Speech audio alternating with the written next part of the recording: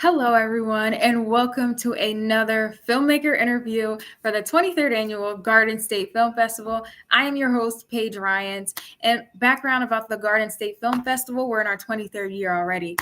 The festival will be from March 27th through March 30th. It will feature over 200 incredible films. I feel like I can't emphasize just how incredible these films are. Very excited, for everyone to just see and witness just awesomeness. um, these films are from 14 different countries and will be screened across 9 different venues across Asbury Park and Cranford, New Jersey. And today I am joined with Bernard and his film, Those Next to Us. So Bernard, I, how are you doing? I'm good. I'm here in Mexico. I'm working on a new documentary, and yeah, I'm a bit sad that I can't go to the festival to New Jersey, but well, you can't be everywhere at the same time. That's true. That's true. That's the life of film, honestly. But you'll be here in spirit, so that's what Totally. matters too. Yeah. Absolutely, absolutely. Well, why don't we start with just kind of you kind of introducing yourself and your role with the film? So my name is Bernhard Hetzenauer. I'm from Austria, but I've lived between Mexico and Austria for 15 years at least, like even like 16 more. And it's the fifth film I've made in Mexico, and this particular film is shot or was shot in Texas and in Nayarit and Guadalajara, Mexico, and it's the story of Germán López Rosales from a little Mexican village and his trip, how he crossed the border illegally and got into one of those like tractor trailers where he was transported with a group of other immigrants from the border to San Antonio, Texas. And during this operation, 10 people died. Um, and so Herman told me everything he had experienced during this trip, and then I tried to find images accompanying this narration without being very explicit and without being too to get into some yellow press sensationalism, and try to respect really the lives of, of, of those migrants. Um, yeah, and treat the story with dignity. Mm-hmm. Absolutely, absolutely. And I know you mentioned just kind of like the visuals and everything like that. And I have to say I it was enjoy enjoyable. I can figure out the ending word. Enjoyable to watch, just to see like just how you captured it visually and just like the different elements of the scenery, the stillness in the shots. Talk about like your inspiration to kind of approaching that, like the visual style and the tone of the film. So yeah, I feel like this was a story, a news piece that was very very well covered in the U.S. during that summer.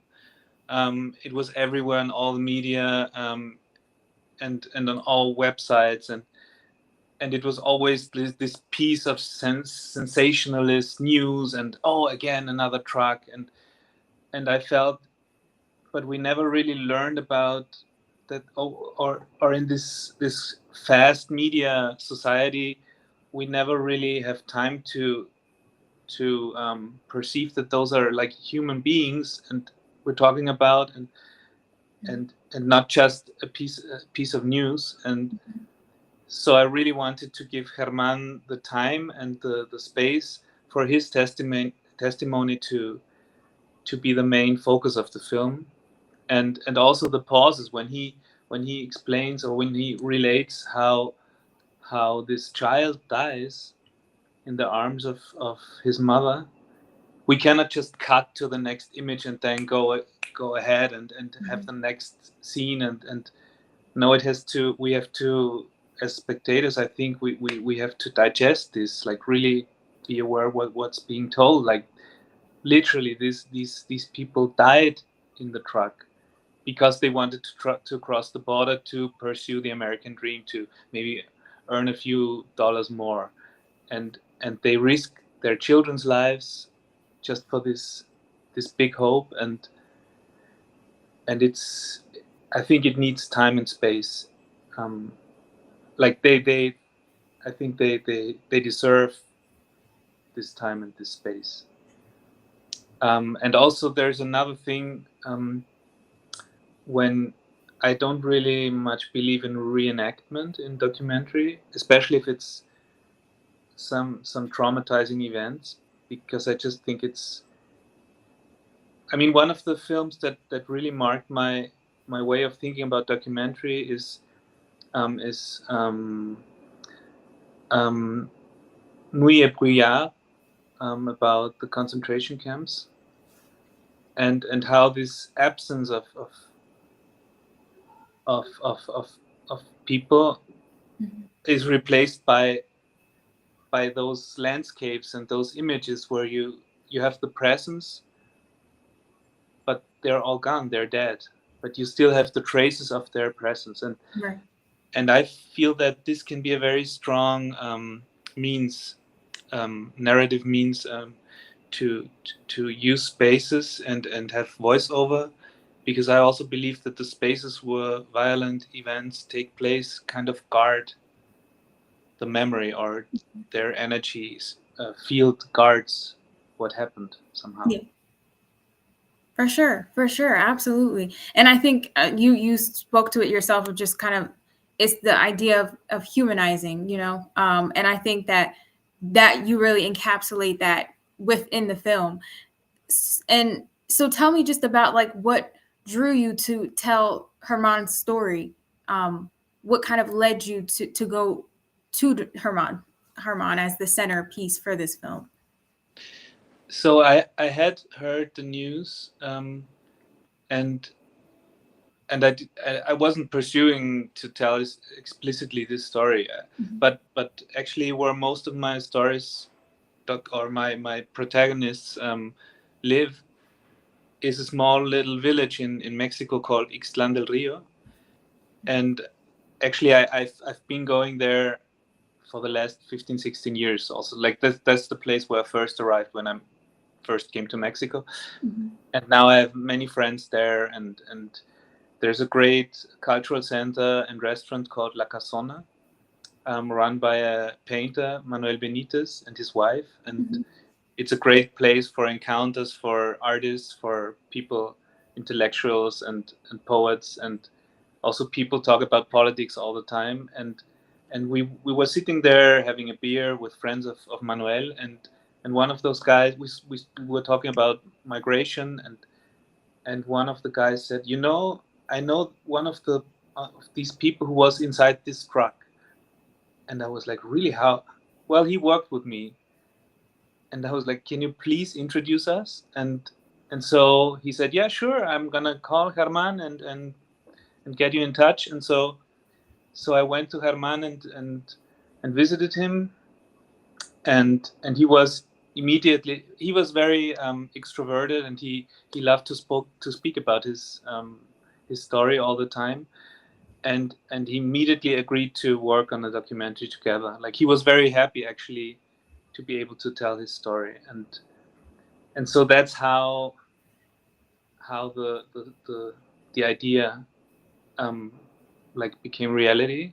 Um, and normally I come from I find a protagonist, and then the story unfolds. I never do it the other way around, to focus on a topic and then look for protagonists. It's always the other way around. And if I need to find somebody I can relate to, and then take it from there. And I think that trust is one of the most important things in documentary. Absolutely. Absolutely. And I think that's a great perspective too. Just like, you know, protagonist first and then letting the story unfold, especially when it comes to telling a story, and, the story of protagonist with an just with an issue, with a story that's common, and it's current, something that's very current. So it's great to just kind of hear how how you were able to find Herman and just bring him to the story, but also just bring the story to life. Was there anything that you learned through the making of this film, whether it be about your filmmaking process or just life itself? Yeah, I learned that southern Texas is a very complicated place, and when we were there, I got scared of the Trumpists and of those guys, of those white guys who are armed and who are like ready to pull out their gun. And once we were in a complicated situation. We were shooting this street without permission, of course, but then one of the neighbors called, like, the son of the owner, and this guy came with his gun, holding his gun, and he was like, what the fuck are you doing here? Who are you? And then I was like, oh, it's a misunderstanding, we're artists from Germany, we're sorry. And then they were like, oh, okay. Like, when they hear Germany, like, they're like, okay. but this, and then you have all those Latino people who are scared and insecure, and well, I guess many don't have papers, but it's a very, very weird atmosphere down there, and it can remind you of a David Lynch movie, like this tense, dark atmosphere. There's a tension of fear somehow, and I wasn't prepared for that. I thought it was going to be more relaxed there, but it's really tense. Yeah, yeah. I mean, I can imagine that, it's especially coming when you're like a filmmaker and just kind of approaching that setting. I know that's it's not the most ideal. So I think I think through it all, though, that you tell just like a really great story. And the filmmaking in which you tell the story is uh, it's great. I really just enjoyed like just the cinematic elements that you've incorporated within the film. And I also, just a note to you, is just like like the background, like the lack of music. I feel like I really enjoyed like the silence of just like the stillness of the shots. Like there wasn't anything in the background. I feel like it allows the audiences to really be in that moment, like in those stills, of the shots. So that was a really, really great, note to the style of the filmmaking. Is there anything that you're hoping to leave the audiences with after they watch the film, after they watch your film? Yeah, I hope when we screened the film in Boston and and at Yale, to younger students, I was hoping that they wouldn't be impatient, because it's a very slow rhythm, and it's not like common, like Netflix and all those documentaries are so edited so fast, and so I really hope that people can take their time to watch the film, like, with giving it the pace it needs, and I think it would be great to decelerate a little bit our contemporary media, because it can also, I mean, I love slow films, and I think that sometimes it can really be a luxury to give you to enter a film that, like, brings you down. And yeah, I just hope that people can take their time and really enjoy it, like, Yeah, give it. Yeah. absolutely. Absolutely. I think that's, you said it, the key word of just like it slows things down. So it's like a reminder to just really take in everything that you're watching. So but I think, yeah, I think that you kind of achieved that that hope for the film. I think that you've definitely achieved that, and it's definitely a good watch that will really allow for that. So just great job to you. I know that you won't be able to make it to the festival this year, but we'll be supporting in spirit because, you know, as the life of the filmmaker, you can't, like you said, you can't be everywhere at once. So we'll still be supporting in spirit. So you can see those next to us on Saturday, March 29th. It'll be at the Cranford Theater, Block 36, between 1 and 3 p.m. We're so excited to have your film as a part of this festival this year, the 23rd Annual Garden State Film Festival. You can get your tickets at gsff.org/tickets to see Bernard's wonderful film, as in addition to 200 awesome and incredible films as well. And congrats again, Bernard. Seriously, it's truly an honor to have your film screening in our festival with us. And, you know, like I said, we'll be supporting you and your film in spirit. So thank you so much. And it's really an honor to have the film screened at New Jersey Film Festival, because it's the regional premiere also. And please let me know the reactions, because I'm really excited to have the film there. Thank you so much.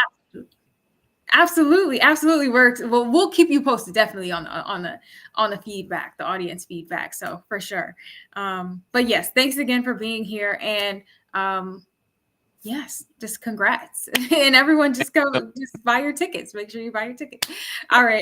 Buy the tickets. Buy the tickets, right? All right, Bernard. Well, you take care and you have a wonderful day, okay? Thank you. You too have a great day. You're welcome. Bye-bye. Bye-bye.